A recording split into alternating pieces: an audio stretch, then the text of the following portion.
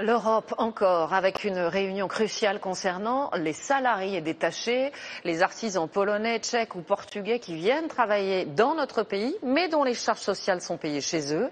Les 28 ministres du Travail sont à pied d'œuvre depuis ce matin et pour cause, certains pays sont vent debout contre les dérives de cette directive. La France notamment dénonce des abus concernant ces travailleurs low cost. Nous retrouvons François Baudonnet en direct de Bruxelles. François, bonjour. Dites-nous d'abord à quel point le phénomène a pris de l'ampleur dans notre pays. Eh bien, Élise, c'est un phénomène qui est en forte augmentation chez nous. Officiellement, il y aurait 220 000 travailleurs détachés en France, mais il y a tellement de fraude que ce serait en fait presque le double. 400 000 salariés européens qui sont dans cette situation dans l'Hexagone. Alors surtout dans le secteur du bâtiment, mais aussi l'agroalimentaire, la restauration et beaucoup aussi dans les transports routiers. Alors normalement, ces salariés polonais ou roumains, le plus souvent, devraient être payés au minimum au SMIC, comme l'impose la directive européenne.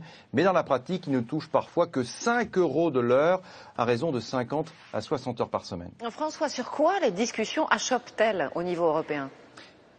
Alors la France est en pointe sur ce dossier explosif. Elle demande deux choses. Un, plus de contrôle et puis deux, pouvoir sanctionner toutes les entreprises de la chaîne. Vous savez, souvent ce sont des travailleurs polonais mais payés par une entreprise chypriote par exemple.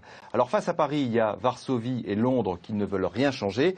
Les discussions sont ardues mais essentielles. À 6 mois des élections européennes, c'est l'image d'une Europe qui détruit au lieu de protéger qui est en jeu.